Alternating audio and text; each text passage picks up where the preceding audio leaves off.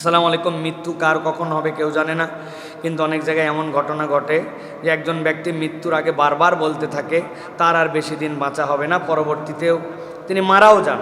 যদি আল্লাহ কাউকে জানান যে তার আর বেশি দিন সময় নাই, তাহলে ওই বান্দাকে আল্লাহ বিশেষ করে জানাবেন তার মৃত্যুর নিকটে? ওই ব্যক্তিকে এই ব্যাপারে 100% শিওর থাকবে, দয়া করে জানাবেন।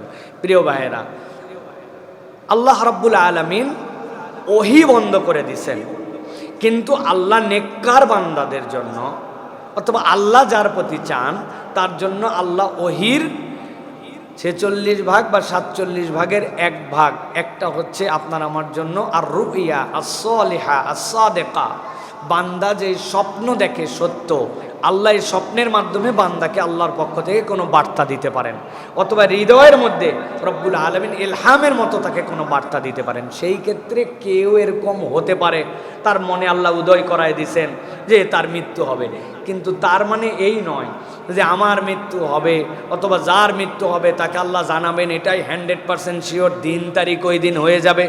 বিষয়টি কিন্তু এরকম নয়। এটা অনেকাংশে শয়তান আমাদেরকে প্ররোচনাও দিতে পারে। সে আপনার মধ্যে কাজের স্প্রিয়া সব দূর করে দেওয়ার জন্য মনের মধ্যে ঢুকাইছে, তুই আর বাঁচবি না মল্লি বলে।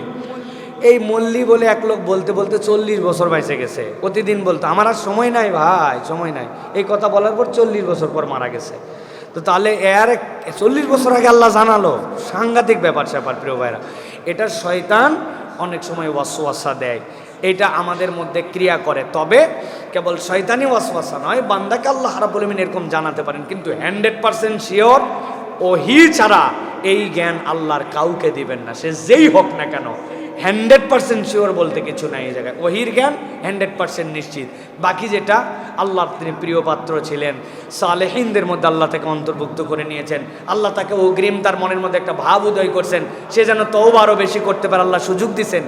এই দরজা বন্ধ হয় নাই, এটা আল্লাহ দিতে পারেন, কিন্তু কাউকে দিলে সেটা 100% দিন তারিখ একদম জানায় দিছেন, সে নিশ্চিত হয়ে জানছে, এইটা বলা যাবে না প্রিয় ভাইরা। কেননা ওহির দরজা বন্ধ হয়ে গেছে, এইটা কেবল ওহির বার্তা।